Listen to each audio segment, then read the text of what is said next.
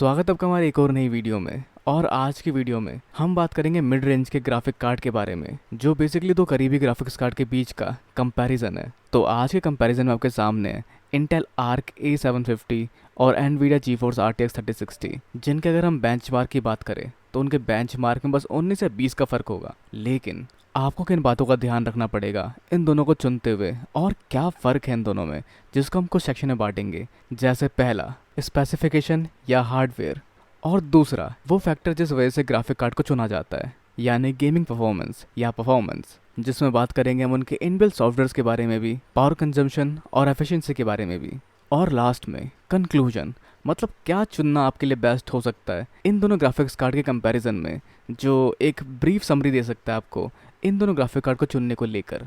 तो पहले हम कंपेयर करते हैं दोनों के हार्डवेयर या आर्किटेक्चर को, जो यूँ तो काफ़ी अलग है क्योंकि दोनों अलग अलग कंपनीज है और दोनों अलग अलग पैरामीटर्स का इस्तेमाल करती है। जैसे एनवीडिया CUDA कोर इस्तेमाल करता है तो वही इंटेल इस्तेमाल करता है XE कोर्स। पर इन डिफरेंसेस के अलावा भी कुछ कॉमन हार्डवेयर फैक्टर है जिनको हम कंसिडर कर सकते हैं इन दोनों को चुनने को लेकर। जैसे इंटेल का ये GPU बना है 6 नैनोमीटर के आर्किटेक्चर पर और एनवीडिया 8 नैनोमीटर पर।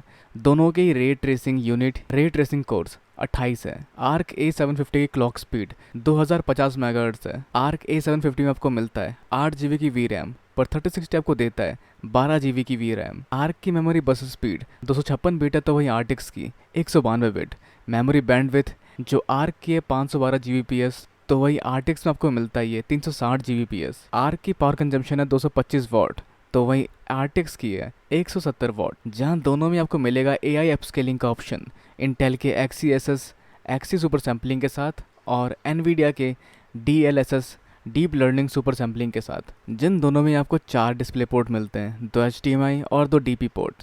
तो हार्डवेयर के मामले में आर्क 750 आउटरन कर देता है RTX 3060 को, क्योंकि यहाँ पर बैंडविड्थ और बस इसकी ज़्यादा है, जिसके मदद से ग्राफिक कार्ड अपनी VRAM को ज़्यादा बेहतरीन तरीके से इस्तेमाल कर सकता है। हाँ, पर RTX 3060 के साथ आपको ज़्यादा VRAM देखने को मिलता है, पर फिर भी VRAM से ज़्यादा इंपॉर्टेंट GPU की फंक्शनिंग होती है, क्योंकि आपको RTX 3060 Ti में भी 8 GB VRAM देखने को ही मिलेगा। पर सिर्फ हार्डवेयर ही नहीं, वो कैसे परफॉर्म कर रहे हैं ये भी काफ़ी मैटर करता है। तो चलिए अब जानते हैं परफॉर्मेंस के बारे में, जिसकी शुरुआत करते हैं गेमिंग से।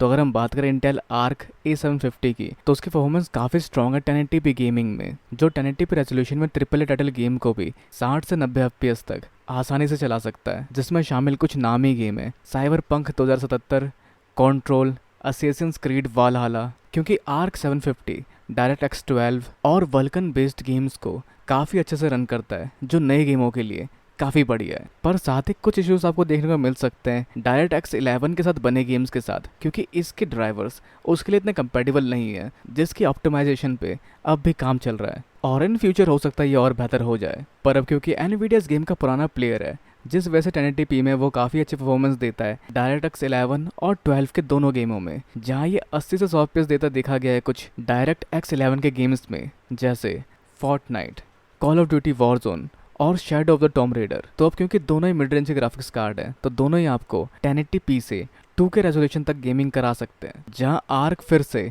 वल्कन और DirectX 12 के साथ ही ज़्यादा कंपैटिबल है, जो 2K पे आपको 50 से 70 FPS तक फ्रेम रेट्स दे सकता है। और अगर ये अपने XeSS यानी कि इंटेल की अपस्केलिंग का इस्तेमाल करे तो ये भी काफ़ी हद तक फ्रेम रेट्स और बढ़ा सकता है DLSS की तरह ही।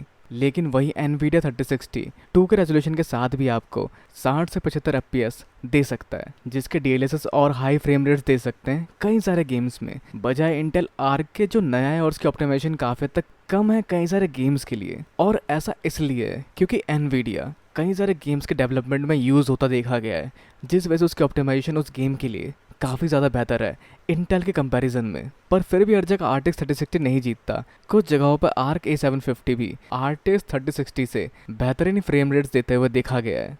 और अब अगर हम कंपेयर करें इन दोनों के AI अपस्केलिंग टेक्नोलॉजीज़ को, जो है XeSS और DLSS, तो क्योंकि ये दोनों AI बेस्ड अपस्केलिंग है, जिस वजह से DLSS के पुराने होने की वजह से वो ज़्यादा बेहतरीन परफॉर्मेंस दे पाता है, क्योंकि उसके पास ज़्यादा डाटा है और ज़्यादा बेहतरीन तरीके से वो परफॉर्म करता है XeSS के कंपैरिजन में, जो अभी नया है, जिसको अभी काफ़ी सारे डाटा की ज़रूरत है अपने आप को इवॉल्व करने के लिए, जिस वजह से DLSS 1080p 2K और 4K तक अपस्केल कर सकता है। और गेमिंग के अलावा अगर हम बात करें वीडियो एडिटिंग की, तो दोनों ही ग्राफिक्स कार्ड आपको बेहतरीन वीडियो एडिटिंग करवा के दे सकते हैं और रेंडरिंग में भी काफ़ी अच्छा परफॉर्म करेंगे। लेकिन यहाँ एनवीडिया को एडवांटेज मिलता है उसके कूडा कोर एक्सेलरेशन का, क्योंकि कई सारे सॉफ्टवेयर कूडा कोर्स के हिसाब से ऑप्टिमाइज्ड है, जैसे एडोब प्रीमियम प्रो, दाविंची और इसी तरह के कुछ और सॉफ्टवेयर्स जो काफ़ी हद तक इंटेल अपने हार्डवेयर से कर सकता है, लेकिन ऑप्टिमाइजेशन के वजह से एनवीडिया इसको और बेहतरीन तरीके से कर पाता है। और अब अगर हम बात करें पावर कंजम्पशन की, तो इंटेल आर्क A750 RTX 3060 से ज़्यादा पावर कंज्यूम करता है, जिस वजह से परफॉर्मेंस और एफिशिएंसी में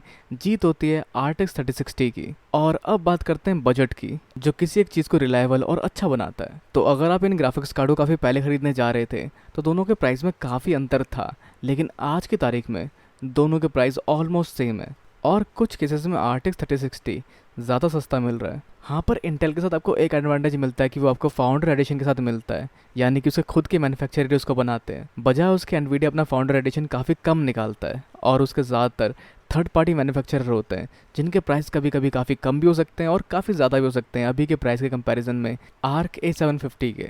तो अब हम बढ़ते हैं कंक्लूजन की ओर कि क्या आपके लिए बेहतर होगा। तो अब तक के डिफरेंस से आपने काफ़ी तक मन बना लिया होगा इनमें से कौन सा ग्राफिक्स कार्ड आपको चुनना चाहिए। जहां एनवीडिया अपनी ऑप्टिमाइजेशन के वजह से जीतता दिखाई दे रहा है, जिसके ऑप्टिमाइजेशन के वजह से आप देख सकते हैं इंटेल के हार्डवेयर एडवांटेज के बाद भी एनवीडिया ने उसे कड़ी टक्कर दी। तो अब क्या RTX 3060 ज़्यादा बेहतर है? तो इसका जवाब होगा हाँ और नहीं भी, क्योंकि दोनों के बेंचमार्क ऑलमोस्ट सिमिलर है। और अगर आप AI अपस्केलिंग को किनारे करें तो रे ट्रेसिंग में एनवीडिया ज़्यादा बेहतर है, पर बाकी चीज़ों में आर्क A750 RTX 3060 से ज़्यादा बेहतरीन है, जैसे रिफ्लेक्शन, एम रेंडर और ग्रेविटी, जो आर्क को ज़्यादा यूजफुल बनाता है 3D आर्ट और 3D रेंडरिंग के लिए। साथ ही आप ये नहीं बोल सकते कि आर्क के अंदर ज़्यादा बेहतरीन हार्डवेयर मिलता है, जो मे भी इन फ्यूचर बेहतरीन ड्राइवर या ऑप्टिमाइजेशन के साथ बेहतरीन ऑप्शन हो सकता है। जहां आर्क अब भी 3060 कंपैरिजन में ज़्यादा नया है, मतलब 3060 43 महीने पहले लॉन्च हुआ था, तो वही आर्क सिर्फ 23 महीने पहले लॉन्च हुआ है, यानी 2 साल से भी कम समय के अंदर। और जिस वजह से 3060 का प्राइस काफ़ी तक कम देखा जा रहा है, जो करीब आ चुका है अभी आर्क A750 के। तो अगर बात करें ओपिनियन की, तो दोनों ही ग्राफिक कार्ड इस प्राइस पॉइंट में आने वाले बेहतरीन ग्राफिक कार्ड है। इनमें से आप कोई भी एक चुनकर उसका इस्तेमाल बेहतरीन तरीके से कर सकते हैं, चाहे उसका इस्तेमाल आप गेमिंग के लिए करें या वीडियो एडिटिंग या रेंडरिंग के लिए करें। और हाँ, इन दोनों को कंपेयर करते हुए एक चीज़ का ध्यान रखें, अगर आप दो चीज़ों को कंपेयर करते हैं तो दोनों ही अपने अपने लेवल पर कुछ मामलों में एक दूसरे से काफ़ी ज़्यादा बेहतरीन हो सकते हैं, जैसा इन दोनों के मामले में भी देखा जाता है। पर फिर भी एज सच नाउ अभी की टेक्नोलॉजी के हिसाब से 3060 एक बेहतर ऑप्शन है। तो उम्मीद है ये इन्फॉर्मेशन आपके लिए काफ़ी हद तक हेल्पफुल रही होगी, और इससे जुड़े विचार हमें नीचे कमेंट बॉक्स में बताना बिल्कुल ना भूलें। वीडियो को लाइक, शेयर और सब्सक्राइब करना भी बिल्कुल ना भूलें। मिलते हैं अगली वीडियो में। Good bye and have a nice day.